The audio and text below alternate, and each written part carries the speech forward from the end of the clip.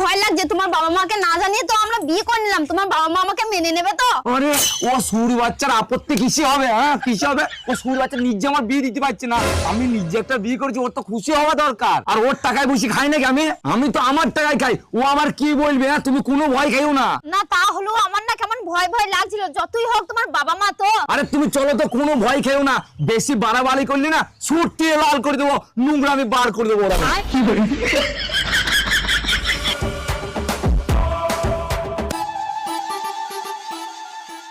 বাবা ও বাবা, বাবা দেখো আমি বিয়ে করে এনেছি। আরে কি হলো রে সারের মতো চিরাই? আরে তুই এ কি করেছিস? তুই আমাদেরকে না জানিয়ে তুই বিয়ে করে নিয়েছিস। তা কি করবো, তুমি তো মারাইতে পারছো না, আমার নিজের ব্যবস্থাটা তো আমাকে নিজে করে নিতে হবে নাকি? হায় হায় হায় রে, আমার কত আশা ছিল, আমার একমাত্র ছেলে, আমি ধুমধাম